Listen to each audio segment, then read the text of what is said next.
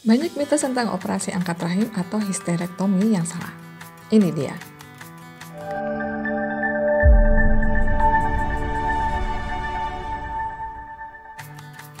Satu, hanya dijalani lansia dengan kanker rahim. Faktanya, wanita dari segala usia bisa memerlukan operasi histerektomi karena berbagai alasan, termasuk timbulnya kanker ginekologi, fibroid rahim, prolapsus uterus, perdarahan vagina yang abnormal, endometriosis, penyakit radang panggul, dan lainnya. Pari Gotsi, MD OB/GYN dari Los Angeles mengatakan bahwa operasi histerektomi bisa dialami oleh wanita sebelum maupun sesudah menopause. Karena itu, moms jangan mengabaikan tanda-tanda kecil kanker berbahaya ya. 2. Harus menjalani histerektomi jika kanker terdeteksi. Faktanya, operasi histerektomi tidak hanya diperlukan untuk mengobati kanker.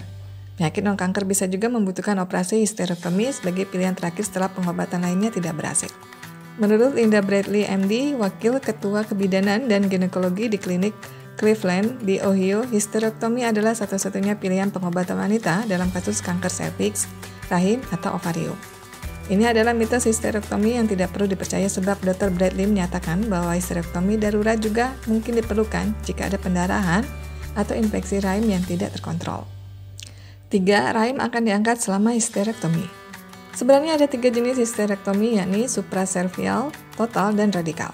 Ahli bedah dapat memilih untuk mengangkat seluruh atau hanya sebagian dari rahim tergantung pada alasan medis pasien membutuhkan operasi histerektomi tersebut. Dalam beberapa kasus, operasi histerektomi, leher rahim atau ovarium juga diangkat. Bahkan histerektomi total juga mengangkat seluruh uterus dan serviks. Dalam histerektomi supraservial atau subtotal, ahli bedah hanya mengangkat bagian atas rahim dan menjaga serviks tetap di tempatnya. Operasi histerektomi jenis ini hanya dapat dilakukan secara laparoskopi atau perut. Lalu histerektomi radikal umumnya dilakukan ketika kanker terdeteksi. Biasanya ahli bedah akan mengangkat seluruh rahim, jaringan di sisi rahim, leher rahim, dan bagian atas vagina. Selain itu, ahli bedah juga bisa mengangkat ovarium, yakni prosedur yang disebut ovorektomi atau dapat dibiarkan di tempat. 4. Vagina adalah pintu untuk melakukan operasi histerektomi. Ini hanyalah mitos histerektomi yang tidak perlu dipercaya juga. Faktanya, ada 3 cara melakukan operasi histerektomi, yakni melalui vagina atau dengan bantuan laparoskopi dan robot. Ketika wanita memilih metode histerektomi yang mereka sukai, dokter harus mempertimbangkan prosedur operasi yang paling aman dan biaya efektif untuk memenuhi kebutuhan medis pasien. Menurut ACOG, secara umum bukti telah menemukan bahwa histerektomi vagina memiliki hasil yang lebih baik dan komplikasi lebih sedikit daripada histerektomi laparoskopi atau perut. 5. Wanita lebih cepat menopause setelah histerektomi. Menurut Dr. Gotsi, mitos histerektomi ini menyesatkan karena histerektomi adalah operasi pengangkatan rahim, bukan ovarium. Karena itu, muncul kesalahpahaman besar bahwa perempuan akan memasuki masa menopause setelah menjalani operasi histerektomi. Menopause setelah operasi histerektomi bisa terjadi jika ovarium diangkat karena alasan medis. Sayangnya, banyak orang mengira bahwa pengangkatan ovarium termasuk dalam prosedur operasi histerektomi. Padahal prosedur tersebut hanya dilakukan ketika seorang wanita memiliki masalah dengan ovariumnya atau bagian tersebut justru menjadi penyebab endometriosis parah. Jadi, operasi histerektomi yang tidak perlu tindakan pengangkatan ovarium tidak akan mengubah hormon atau menyebabkan menopause.